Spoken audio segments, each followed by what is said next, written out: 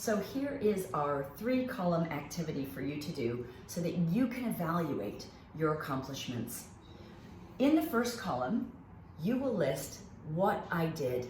This is everything you've done in school and out of school that relates to your course, and a few of your key extracurricular activities as well. Then, for each activity, you'll list, what did I learn from doing this? In the final column, you'll write how this shows that you're a strong candidate for your course. In other words, how you're either more excited or more prepared to take your course.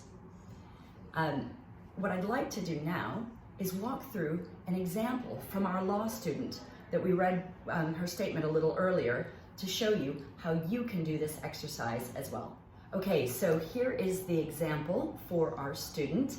Let me walk through a few of these for you. There's a complete list of them in your folder on Google Drive.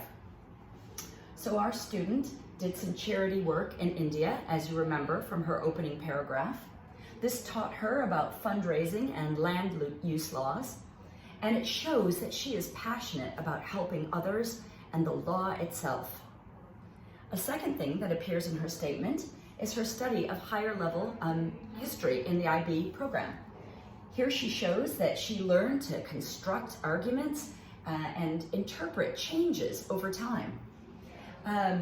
She also proves that she's academically ready for this course, and she can write logical arguments.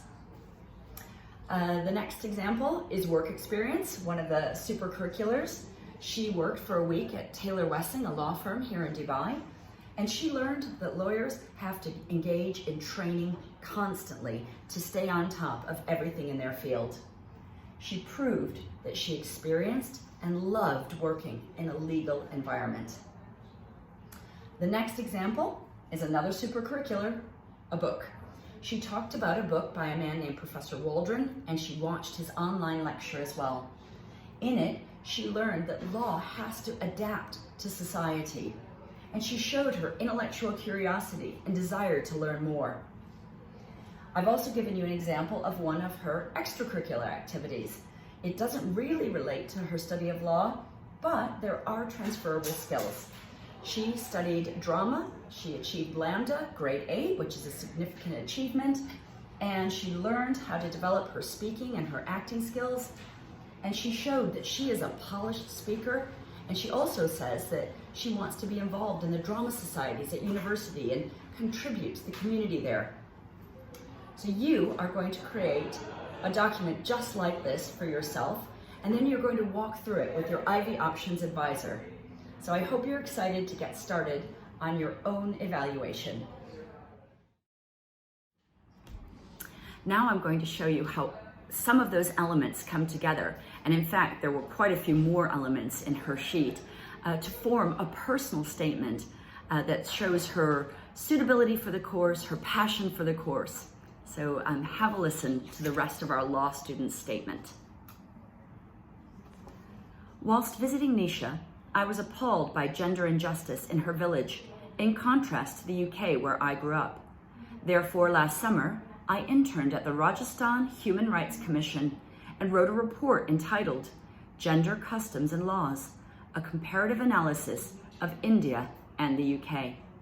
I had the honor to present this to the Chief Justice of the Rajasthan High Court, and the Commission has now published it. This endeavor enhanced my research and critical analysis skills, which will be vital for my legal studies. During my 5-week internship, I attended district court hearings, observing how the risk of family shame affects women's access to justice, exposing them to continued domestic violence. I initially thought that these women might benefit from an act, such as Section 76 of the UK's Serious Crime Act 2015, that which regulates controlling behavior. However, the law professors I consulted at local universities argued that such a law would be too intrusive in personal relationships. My dissatisfaction with this view compelled me to watch Professor Waldron's lecture and read his book on the rule of law and human dignity. I agreed with his submission that most laws are self-applied and wouldn't excessively infringe on liberty.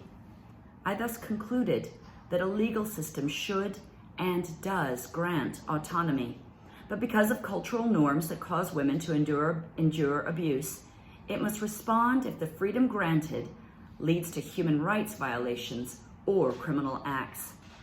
This endeavor showed me how the law continually adapts to society, and it is this dynamic nature that motivates me to study law and engage in academic debate.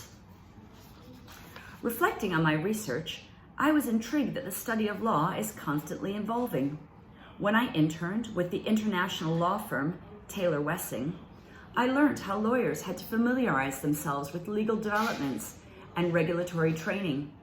I drew a parallel with my higher level history course, where interpretations of events have changed over time, such as the origins of the Cold War. History has also given me the ability to interpret evidence and construct an argument, which provides a strong foundation for my future law studies. My participation in the UN Global Student Summit 2018 in New York allowed me to practice this. I delivered a speech advocating for youth consultation and policymaking, a proposal that UNICEF agreed to implement. Moreover, I received insight into the lawmaking process by considering the implications of the law on society, by debating world issues such as slum sustainability. Outside of my academic study, I developed my public speaking skills through drama classes, achieving Lambda grade 8, and I plan to continue this activity in university societies. Leading my school's charity committee enhanced my time management skills, which is invaluable for my law degree. Reading law at university would amalgamate all of my interests. Interpreting and questioning the law would give me a platform to fulfill my desire to aid those facing social inequalities. This belief and my experiences have fueled my ambition to practice as a barrister, as a continual service to society. She wove all of her activities together beautifully. They were listed, but they also were connected, and wherever possible, we'd love you to connect your activities too. But the first step is to write them all down and make a list. That brings us to the end of our workshop. I have a few more things to say if you're interested in applying to Oxford, Cambridge, or to study law or medicine. But for the rest of you, please complete the exercises and then make an appointment to go over them with your Ivy Options advisor. Thank you so much for listening. Oxford people, stay tuned.